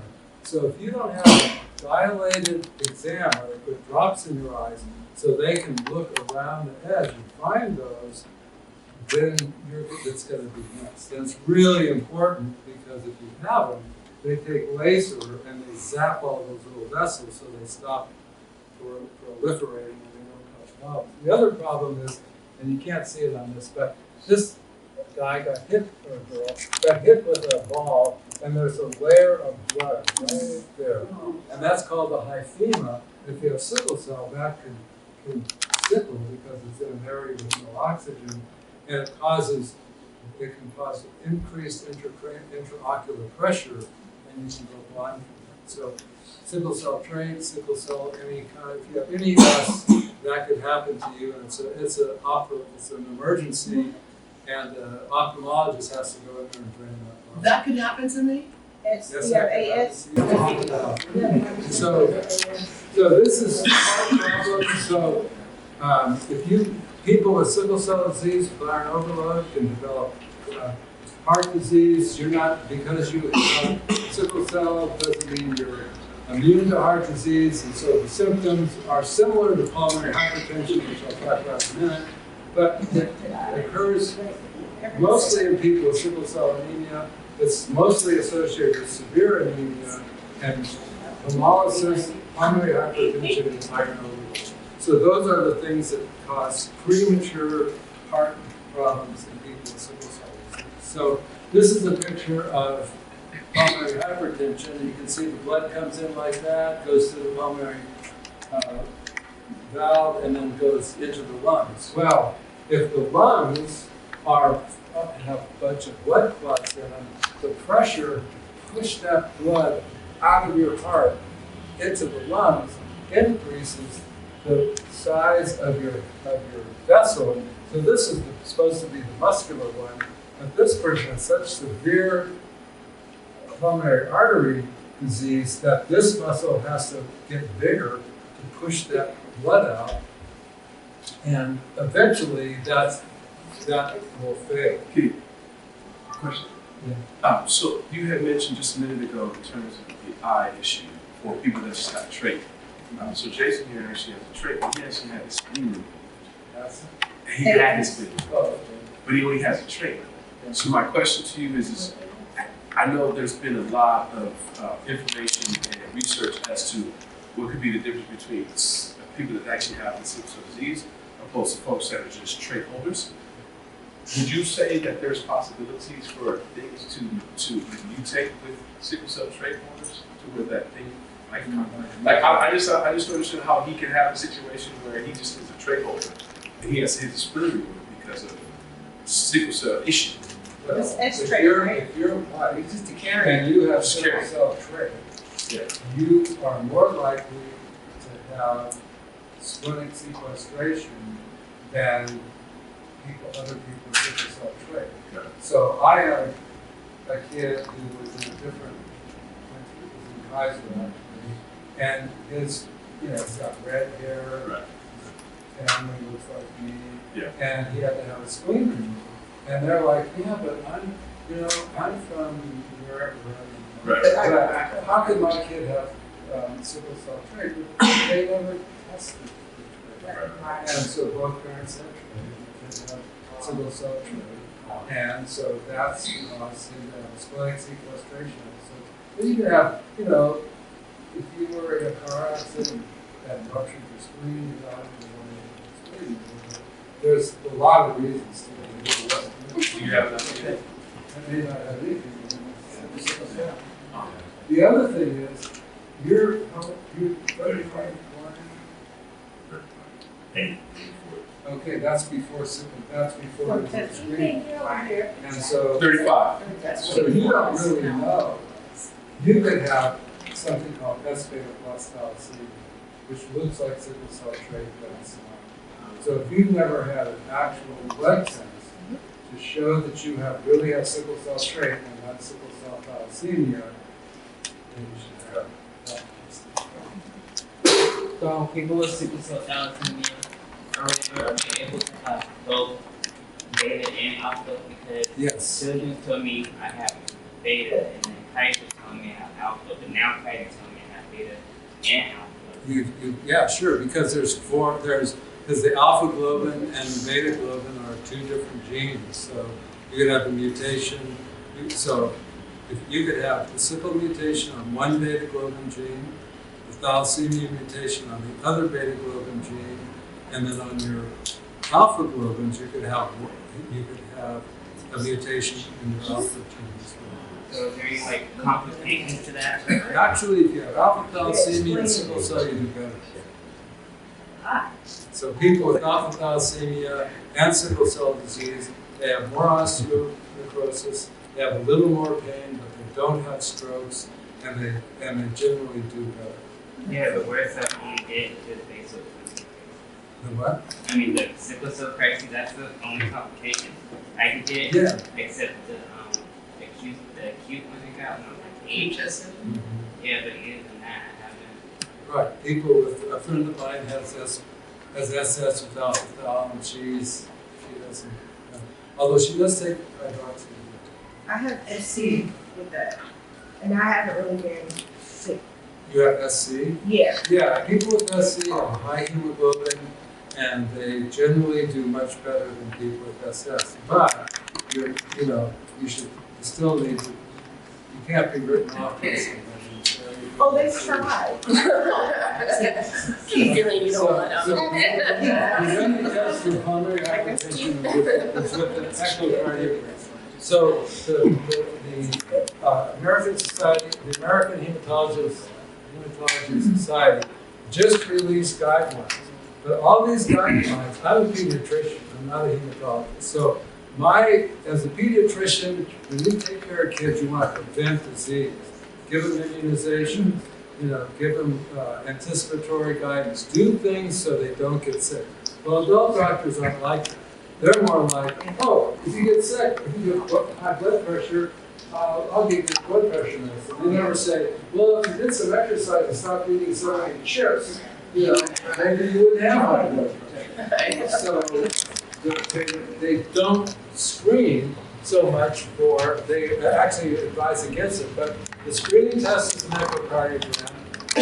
Only so about 30% of people with sickle cell have an abnormal echocardiogram, but then when you do a cardiac catheterization where they put a big catheter into your heart to check the pressures, only about 6% of people with sickle cell actually have pulmonary hypertension. So, you want to move to new therapies? What? You want to move to new therapies? Sure. Yeah, because you're at. Well, we took too much time for lunch. So we need. I'm not talking about your kidneys. Yes. So your kidneys are really important, and it's one of the organs you have a lot of problems with. It's sickle cell disease. And so this one just shows you that if you look at people with a mild genotype, 17%, this is SC, S3+, will have chronic kidney failure, and 20% of people with SS have kidney failure. And the reasons you have it are, the biggest reason is you have hypertension with hemolysis, and then diabetes always figures into this. If you have, for the severe types, it's whether you're anemic, whether you have too high ferritin, or whether you have proteinuria or you had a stroke. But a stroke means you probably have hypertension. And then I'll go through your skin. So skin ulcers, these are skin ulcers in sickle cell disease. They're really hard to treat. So something like this that starts the hair, goes across, this probably took a year to heal. Wow. And the skin is always really thin, very papery, and it could happen again like in a minute. And this is associated with a lot of morbidity, depression, work loss, just feeling crummy, and it's expensive. I talked to somebody, and they spend $3,000 every 2 months for therapy for their skin ulcer, which is not paid for by their insurance. And so there's a lot of comorbidity with that. Pregnancy, but you can see this, maternal deaths have gone up generally across the board, but mostly in African Americans. Infant mortality for African Americans is so much higher than everybody else. It's a big, big issue. And you can see that since 2007, it's just the same. So there are problems with pregnancy, all those things. There's even more And so this is somebody in Cleveland, Ohio. They, let me give you 2 minutes to read it. You don't have 2 minutes. Unless somebody wants to read it out loud. I was scared. I wanted someone who understood my history as a Black woman to be with me during the birth and advocate for me in the hospital system when we are dismissed and not heard, said Rachel. Even Serena Williams was dismissed. So you guys know what happened to Serena Williams? No. She had a baby. Yeah. She said, I've got chest pain, I don't feel good. They said, don't worry about it. She's got a lot of money. So she got a consultation, she had a pulmonary embolus, and would have died if she hadn't had enough money to get a specialist in there. So read the second paragraph. Read it. Oh, okay. The American infant mortality crisis is driven by Black babies dying. It's about systematic racism and the lack of power sharing, said Farmer 34. We have to take things in our own hands at the grassroots level because we cannot depend on the same people that enslaved and repressed us to save us. Oh, that goes for Sickle cell. Glad you let me read that. Yes, Lord. So now we'll do the new therapy. So there's 3 new drugs that were relatively were FDA approved recently. One is L-glutamine, which is antioxidant. It decreased pain in the study, but nobody really knows exactly how it works. People with sickle cell disease are low in L-glutamine, and they have oxidant stress, so it seems to be helpful. Polymerization is affected by voxelotor, and it also decreases hemolysis, so your hemoglobin goes up when you take this medication. The other one is atezolizumab, and that one affects the adhesion. Are these on the market now? Yes, and I'll tell you how much they are. So L-glutamine was approved in 2017. It's based on this. All these studies were done in New England Journal of Medical Procedures. So it's an antioxidant drug. It costs about $36,000 a year for the L-glutamine. And just as a comparator, hydroxyurea is between $500 and $1,000. So who can buy that? What kind of insurance? Well, if you want to get the prescription, then you have to. Oh, you mean who could afford that? You could buy it. So let your insurance company might buy it. If Medicare decides to pay for it, the thing is, these numbers are what the drug company is saying their drug is worth. Okay. But there's all kinds of people in between. This also is complicated. There's something called Sickle, S-I-C-K cells.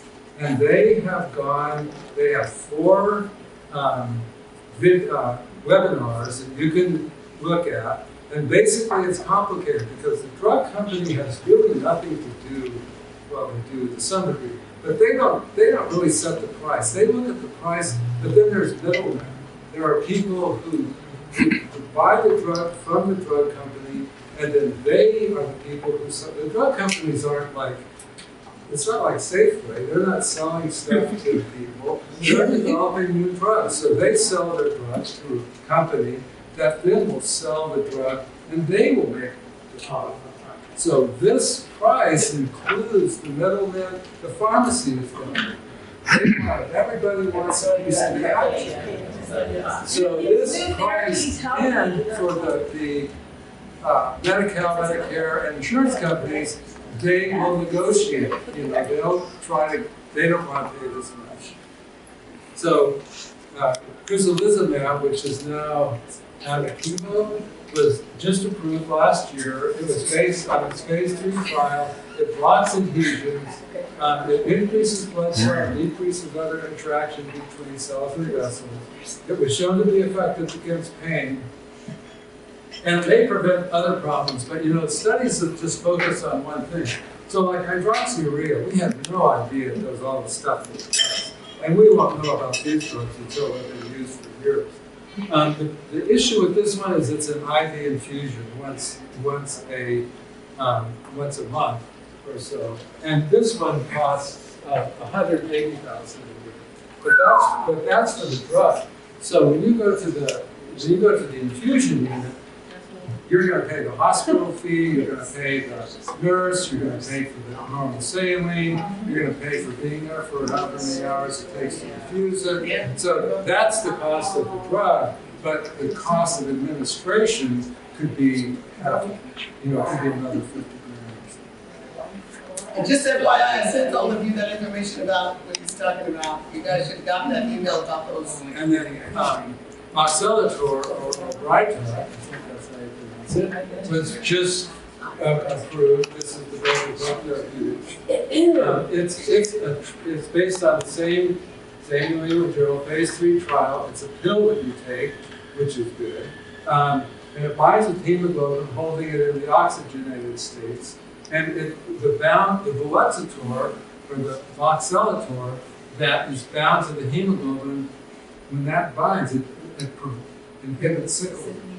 So if you don't have sickling, then you don't have hemolysis, and you don't have all the issues that we've talked about with hemolysis. So it really decreases the hemolysis.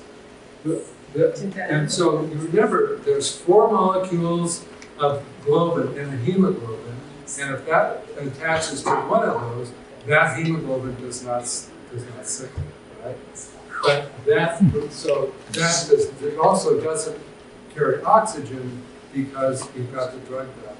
So that one globin molecule won't carry oxygen. In the study we looked at, that the amount that it took to inhibit hip polymerization didn't seem to affect your exercise tolerance or your ability to function normally, because it didn't block that, didn't have to block very much.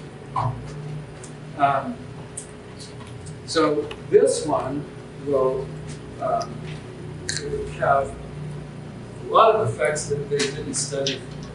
So they didn't look at pain. They didn't look at all the different things that happen that would be stopped if you had hemolysis. They just looked at, will this increase your hemoglobin?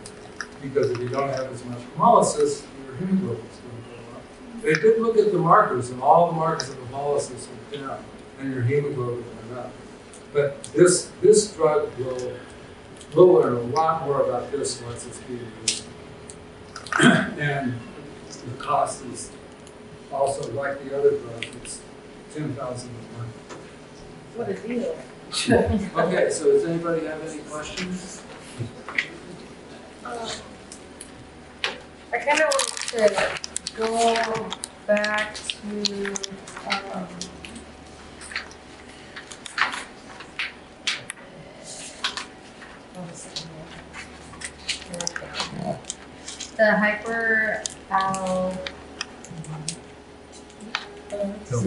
I don't know,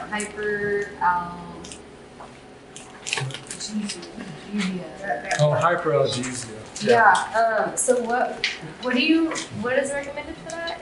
So that is caused by your nervous system gets overstimulated, and that causes hyperalgesia. But also opioids directly cause that to happen. Right. So what do you do for that? You can change the opioid if you're on Dilaudid. You could go to morphine. If you're on oxycodone, you could go to a different one.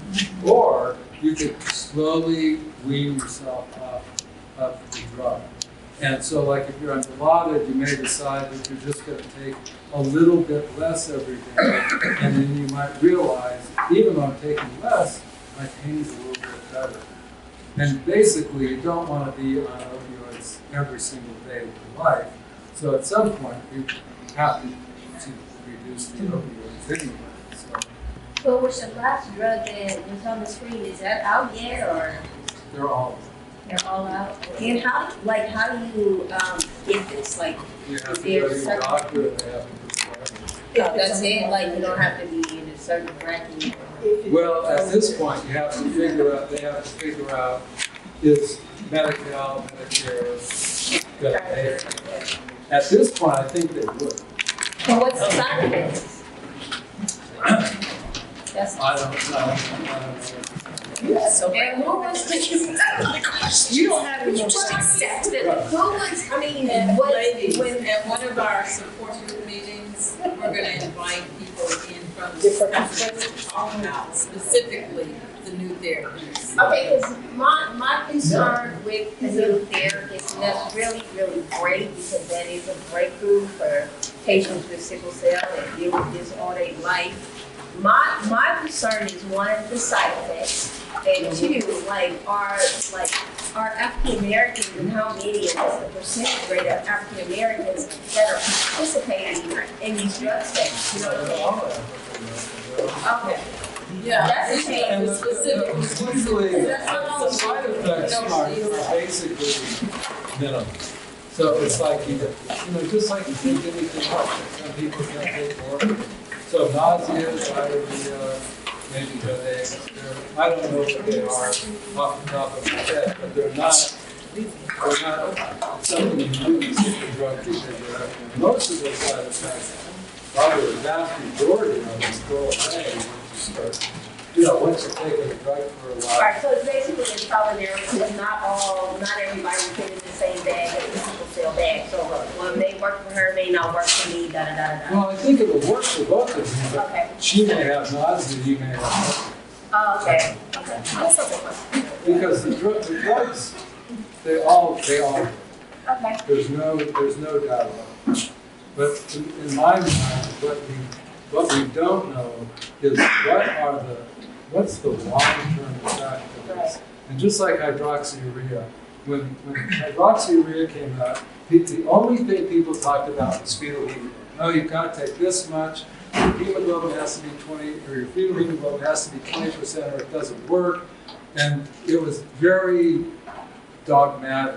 Then they realized, well, wait a minute, hydroxyurea decreases your white count a little bit, almost to normal, and it decreases inflammation, and it decreases adhesion. So it took 10 years to figure that out, 5 or 10 years. So these drugs, we won't know all the different things they do until we give it to a lot of people. And then you'll realize that the pain goes down, acute chest goes down, that kind of thing.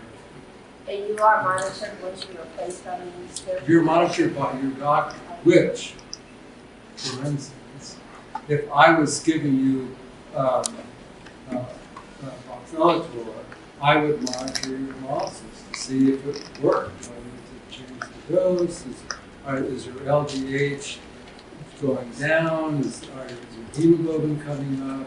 I mean, to me, if outside of the study, once the drug is outside the study, it's the responsibility of the physician prescribing it to do exactly what the drug company did. You need to monitor it just like the drug company. Because you're giving an unknown, relatively unknown medication. You have to close. Hi everybody, my name is Kimball Torres, and once again, thank you ladies and gentlemen for tuning in and participating in this month's Advocacy and Empowerment Training course, also known as the AEP, here in the Sickle Cell Organization. I know for sure you got a world of information, as well as I.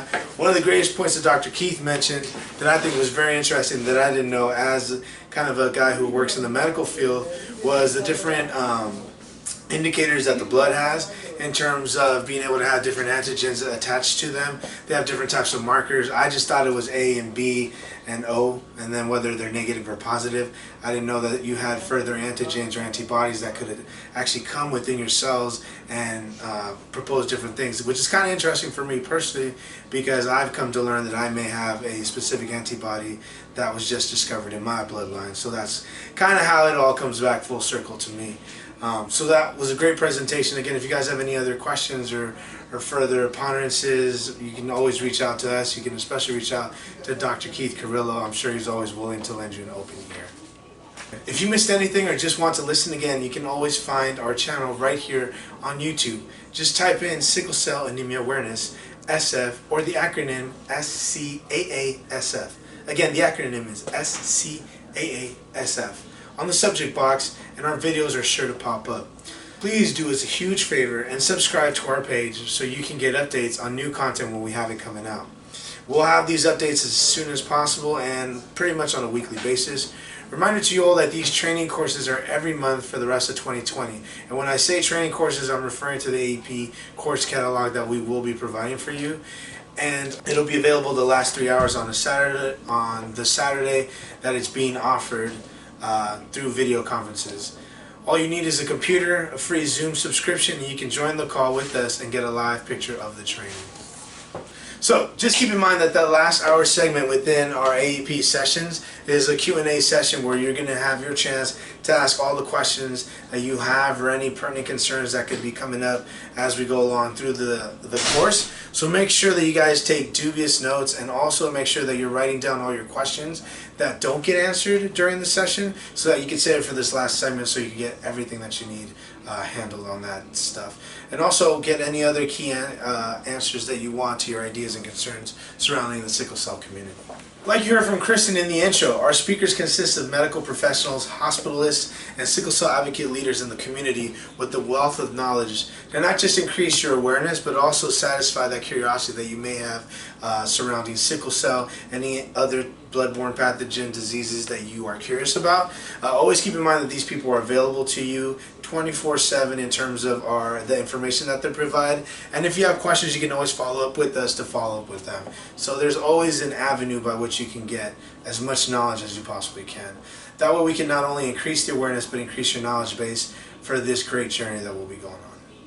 Also, check out our website at scaasf.org for information on our organization and how you can join the cause, make an impact, and change the perception, and possibly save not just one life, but many lives. SCAA is consistently looking for advocates for the cause and our patients because they live with this pain every day and have a very small voice among the masses. So, for any information regarding our internship program or any volunteer opportunities that you may want to do with us, just reach out to us. Again, that website is www.scaasf.org. Don't forget it. Along with that, you can also find out more background on our program speakers, upcoming dates for the next AEP or Advocacy and Empowerment speaker, and the course subject that will be coming along for each Saturday. Meaning that if you go on our website, we'll have each Saturday kind of listed out with the presenter and their subject matter. So if you have any questions or you find one particular thing that you really want to focus on, you can write it down in your schedules, your planners, whatever you guys use to make sure that you stay on top of everything. And in closing, thank you, and help SCASF make it happen in 2020 and change the perception and ignite the awareness.